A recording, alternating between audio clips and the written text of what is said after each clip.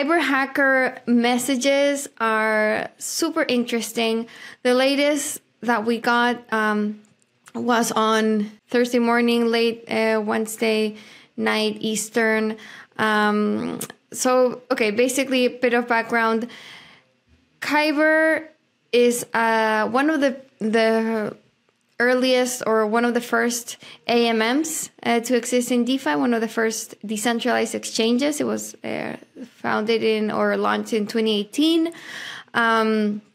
It never got as big as Uniswap, but it is pretty, long-standing DEX in the space, and it got attacked last week with 48 million of funds stolen from the DEX across various chains, including Ethereum.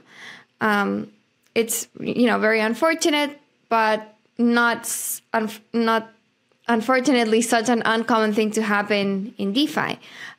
What's more uncommon is the kinds of messages that the hacker is sending, and just a reminder that anyone executing a transaction on chain is able to input a message on that transaction, on kind of the data field on that transaction, and you can easily see that on Etherscan. So it's been an increasingly common way for hackers of DeFi to leave messages for the public or for the protocols themselves. This has been a very interesting trend that's become more and more common for hackers to start negotiating with the protocol that they're attacking via these messages.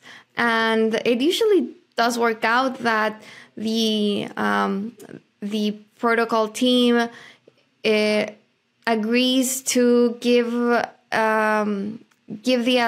attacker a percentage of the funds that it drained in exchange for them returning most of the funds, and so the agreement is made that nobody's pressing charges or going after the hacker after this agreement. So that's kind of the usual way that these exchanges go. But in this case, the Kyber hacker went a step further and is actually demanding to take control and ownership over the Kyber protocol and company itself, which is definitely a first. Very brazen of this hacker to do this. So they sent a list of demands.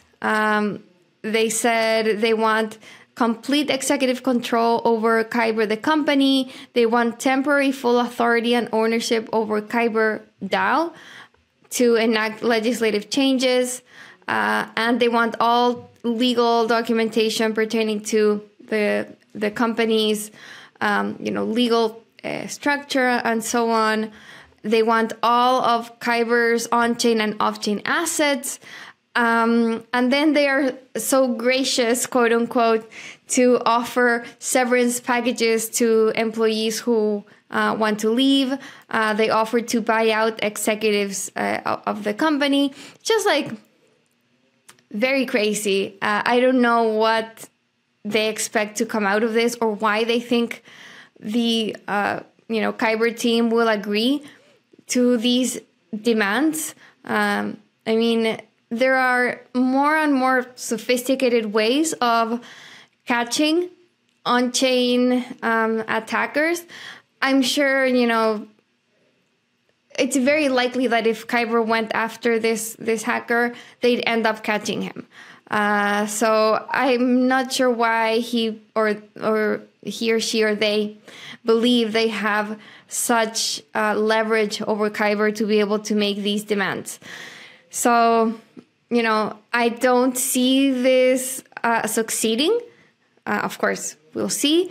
But I think what's interesting is just this trend of, these negotiation tactics by hackers becoming almost the norm in these kinds of attacks.